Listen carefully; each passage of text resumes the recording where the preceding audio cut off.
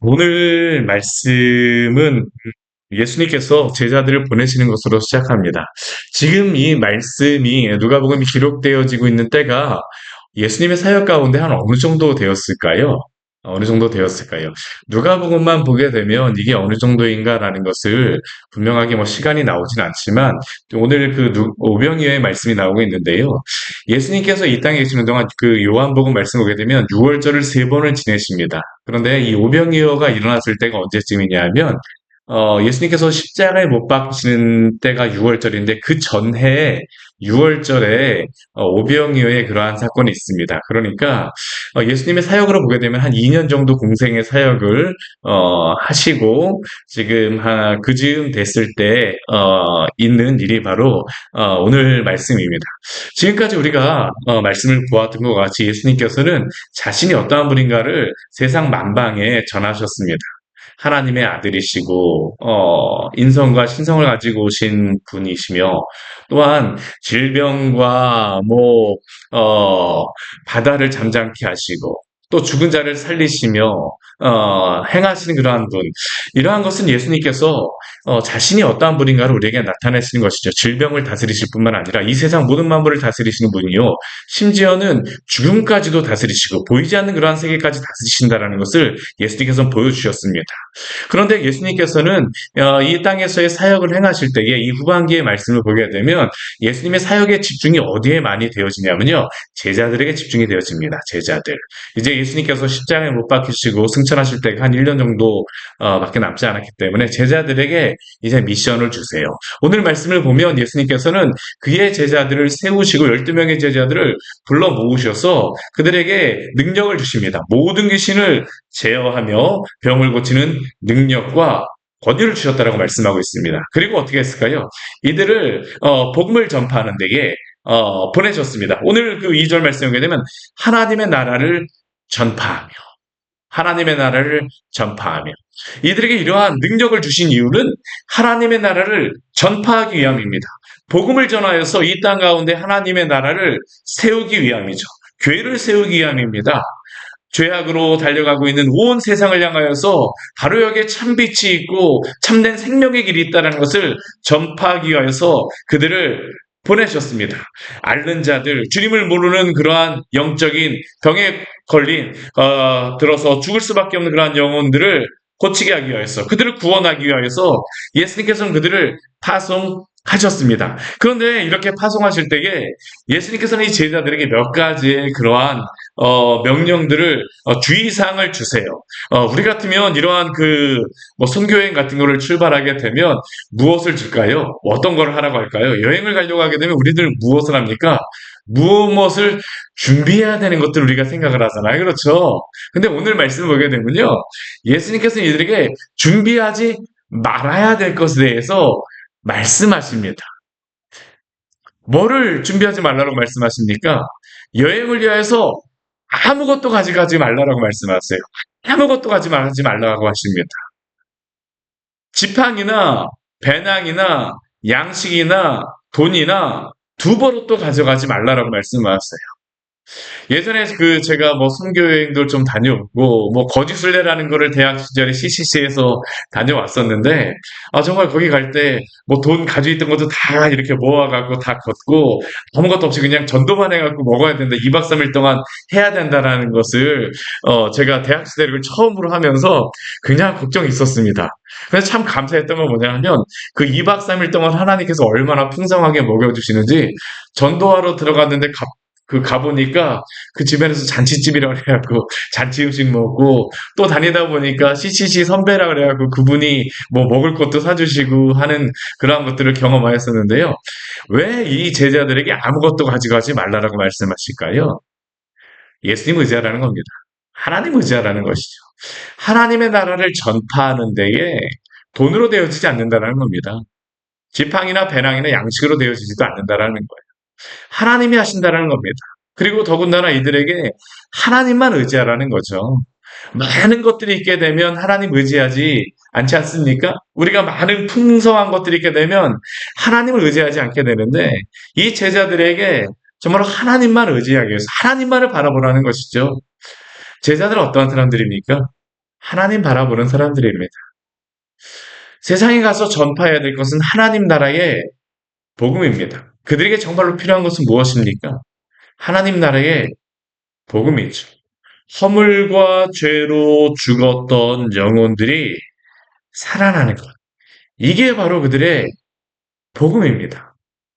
물질을 가지고 나눠준다 그래서 그들의 영혼이 살아나지 않습니다. 물론 때로는 그러한 것들을 복음을 위하여서 나눠줄 수도 있죠. 그러나 진정으로 나눠줘야 될 것은 영혼에 대한 생명이 무엇인가를 나누어 주라고 합니다. 나누어 주라고 예수님께서는 말씀하시는 겁니다.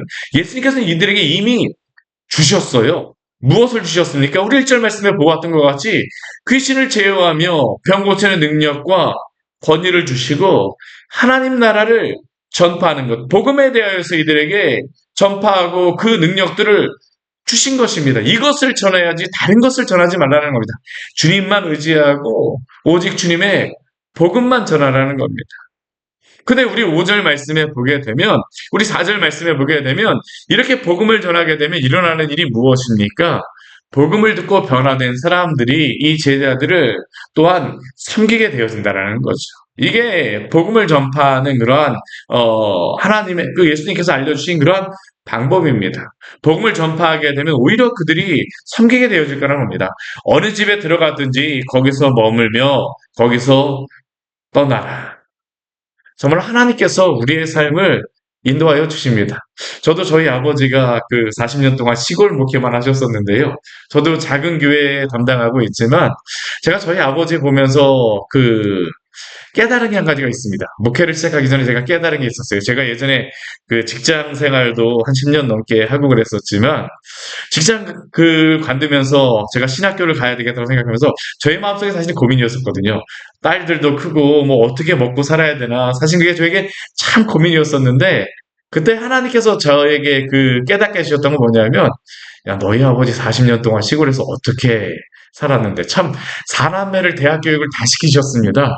교회가 커서 그랬던 것도 아닌데 정말 하나님께서 인도해 주셨던 것들을 저에게 깨닫게 해주시고 생각나게 해주시더라고요. 이걸 말씀해 보게 되면 그것입니다. 어느 집에 들어가든지 거기서 머물며 거기서 머물다가 거기서 떠나라. 우리 5절 말씀해 보게 되면 하나님이 또한 이렇게 말씀하시죠. 영접하지 않은 일도 있습니다. 때로는 영접하지 않는 사람들도 만나게 되어집니다.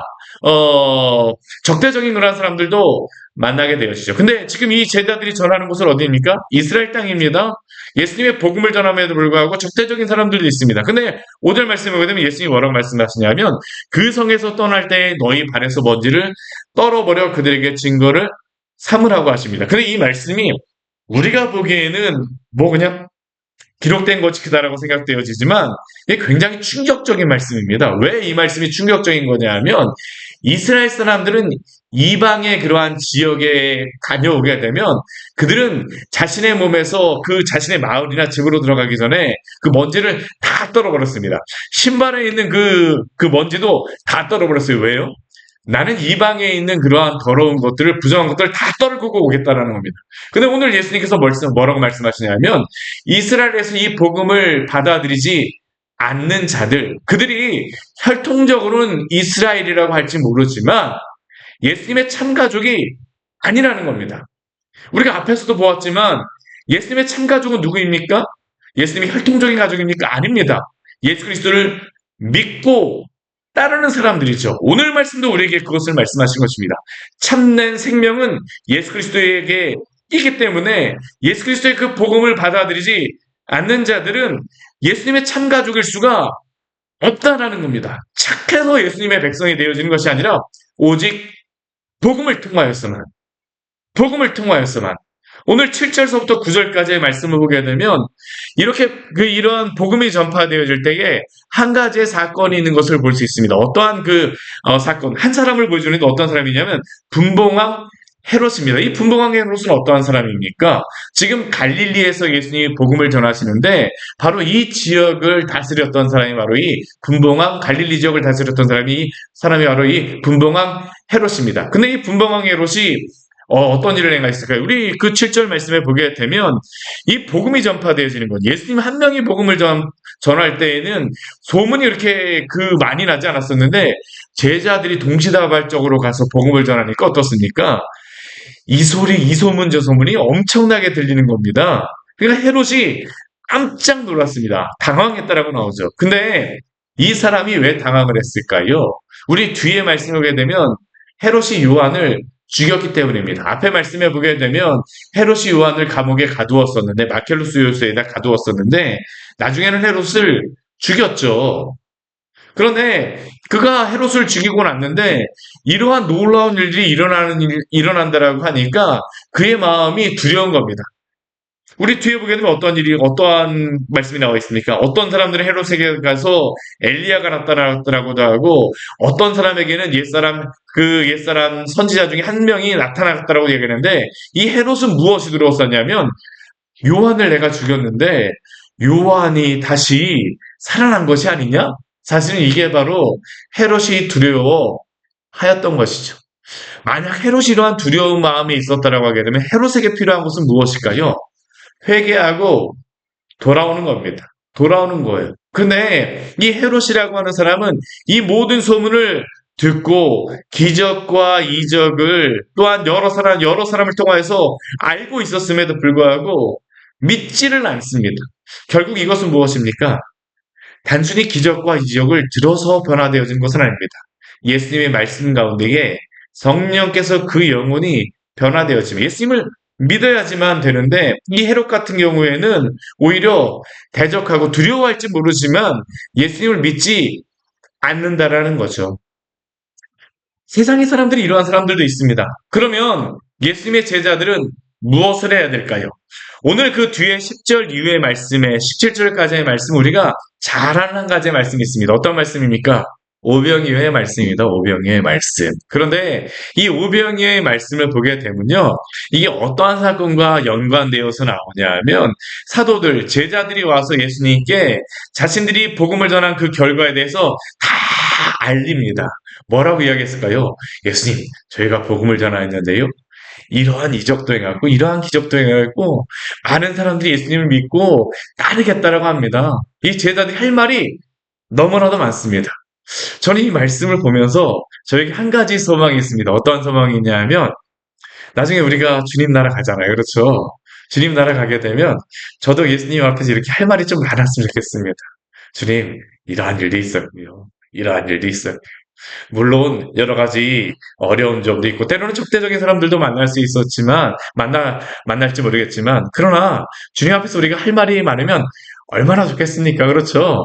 이러한 가운데에서 예수님께서는 이들을 따로 베세다라고 하는 그러한 고을로 데려가셨어요. 원래는 이 오병이의 말씀을 다른 복음서를 보게 되면 제자들을 따로 데려가셔서 그들을 좀 쉬게 하시기 위해서 예수님이 제자들을 따로 베세다로 데려가셨는데 근데 사람들이 어떻습니까? 가만히 내버려 두질 않습니다. 우리 11절 말씀에 보게 되면 무리가 알고 따라왔거늘 이라고 말씀합니다. 근데 이게 마가복음 말씀에서는 이렇게 기록하고 있습니다.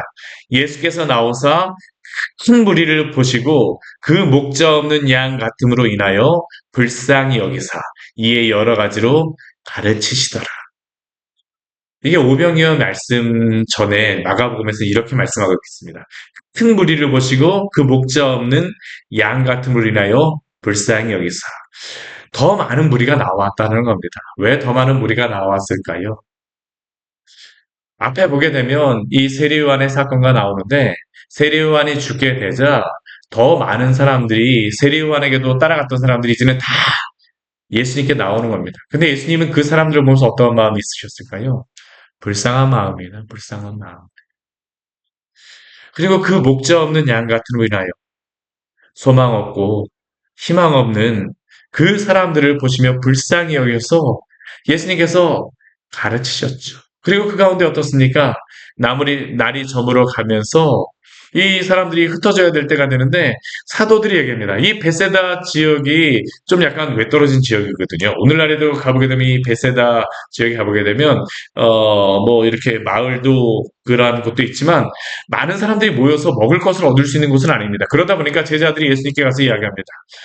예수님 이제 어두워졌으니까 그들로 하여금 들어가게 하십시오. 여기는 빈들입니다. 우리 12절 말씀을 보게 되면 여기는 빈들이라고 얘기합니다. 근데 이 빈들이라는 의미는 무엇입니까? 광야라는 그런 의미입니다. 광야. 광야에서는 먹을 것이 없습니다. 근데 예수님께서는 그들에게 먹을 것이 없다라는 이들에게 뭐라고 말씀하시냐면 우리 13절 말씀을 보게 되면 이렇게 말씀하세요. 너희가 먹을 것을 주라. 그러니까 제자들은 어떡합니까? 너희가 먹을 것을 줘. 근데 제자들은 먹을 게 없거든요. 근데 제자들이 이야기합니다. 떡 5개와 물고기 2마리밖에 없는데 우리가 이 사람들에게 어떻게 주게 되어지면 어떻게 줄 수 있습니까? 여기 다른 복음서에 보게 되면 빌립이라든가 이 베세다 출신의 사람들이 여기에서는 떡을 살 수 있는 것도 없습니다. 이 많은 돈이 필요합니다라고 이야기하는데 예수님께서 뭐라고 말씀하시냐면 너희가 먹을 것을 주라라고 말씀하십니다. 이 제자들은 그러나 먹을 걸 살 수도 없고 구할 수도 없다라는 게 바로 제자들의 반응이었죠. 근데 예수님께서는 그들의 말을 듣지 않으세요. 오히려 뭐라고 말씀하십니까? 우리 14절, 15절 말씀에 보게 되면 그 사람들을 5천 명씩 또 사람들을 50명씩 모여서 앉게 하십니다. 그리고 다 앉으신 후에 어떻게 하십니까? 우리 16절 말씀 같이 한번 읽어볼까요? 예수께서 떡 5개와 물고기 2마리를 가지사 하늘을 우러러서 축사하시고 떼어 제자들에게 주어 무리에게 나누어 주게 하시니 그리고 뒤에 말씀을 보게 되면 먹고 다 배불렀다라고 이야기합니다. 그리고 그 남은 조각이 얼마입니까? 12바구니를 거두었다라고 합니다. 그들이 너무나도 많이 먹어서 남은 게 12바구니라는 겁니다. 근데 우리 16절 말씀이 굉장히 중요한 게 뭐냐면 예수님께서 떡 5개와 물고기를 가지고 그냥 예수님의 능력이 있다 그러면 너희들 가만히 앉아있어. 뭐 50명씩 앉아있으면 그 상마다 다 그냥 예수님이 안 들어가 그냥 그 앞에다 다 생겨나게 해줄 수 있잖아요. 근데 오늘 말씀에는 그렇게 하지 않았습니다. 예수님이 어떻게 하냐면 떡 5개와 물고기를 가지고 하늘을 우러러 축사하셨습니다. 그리고 이 떡을 어떻게 하십니까? 제자들에게 떼어 주셨습니다. 떼어서 주셨습니다. 그리고 제자들은 어떻게 합니까? 이 물고기와 떡을 그 사람들에게 나누어 주는 겁니다. 12명의 제자들이 5천 명의 사람들에게 나누어 준다? 얼마만큼 움직여야 되는 겁니까? 정말 많이 움직여야 되는 겁니다. 그렇죠? 50번 이상 뛰어다녀야 되는 겁니다. 50번 이상. 근데 예수님께서는 이러한 일들을 행하게 하세요. 예수님은 엄청나게 많이 떼어서 주셔야 되죠. 그럼에도 불구하고 예수님께서 다 떼어서 주시고 제자들에게 이것을 나누어 주게 하십니다. 왜 그렇습니까? 오늘 아까 13절 말씀에 보면 너희가 먹을 것을 주라라고 말씀하시는데 이들에게 나누어 주게 하시기 위함입니다. 제자들이 할 일은 무엇일까요? 그들이 떡을 만들어내는 것입니까? 그들이 무엇을 행하는 것입니까? 아닙니다.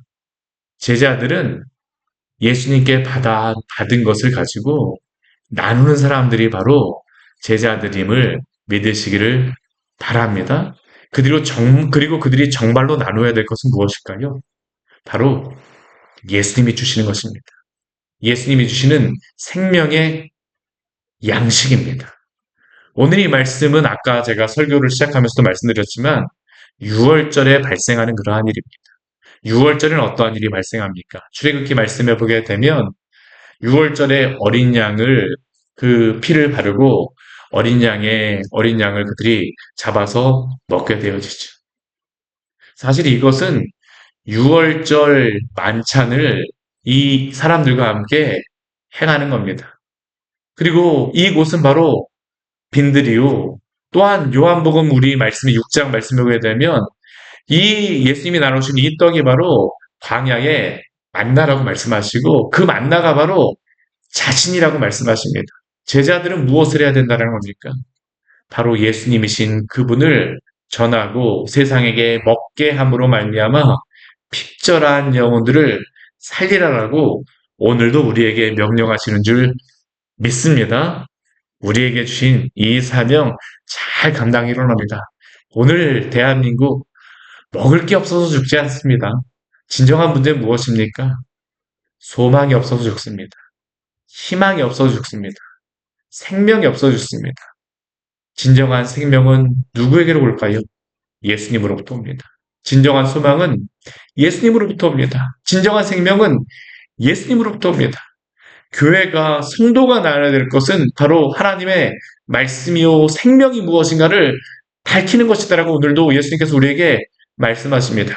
오늘도 우리에게 떼어주시는 이 복음의 말씀들을 잘 나누어 주는 우리들이 되어지기를 원합니다. 같이 기도하도록 하겠습니다. 하나님 아버지, 오늘 말씀을 통하여서 우리에게 귀한 은혜를 주시니 감사를 드립니다. 6월절 5천 명이나 되는 그러한 사람들에게 예수님께서는 제자들에게 너희가 먹을 것을 주라라고 말씀하십니다.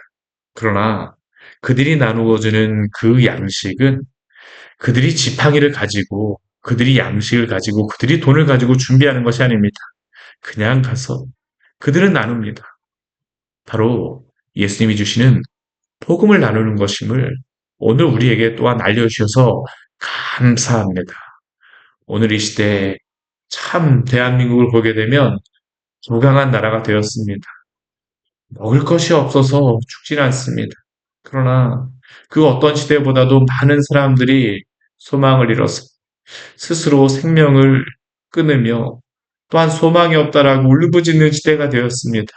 오 하나님, 이러한 시대에 주님의 백성들과 또한 교회가 깨어서 다른 것을 주는 것이 아니라 주께서 주시는 생명의 양식, 광야에서 주님께서 만나를 주셨던 것 같이 참된 만나이신 우리 주 예수 그리스도를 또한 복음을 전하는 귀한 사명 감당할 수 있도록 은혜 내려 주시옵소서.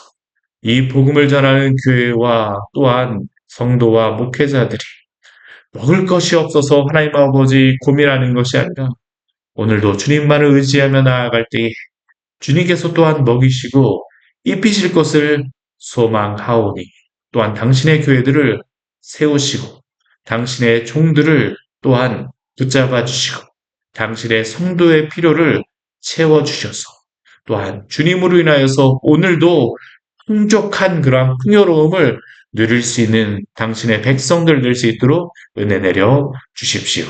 예수님 이름으로 기도드립니다. 아멘. 오늘 말씀 같이 기억하시면서 기도하며 나가도록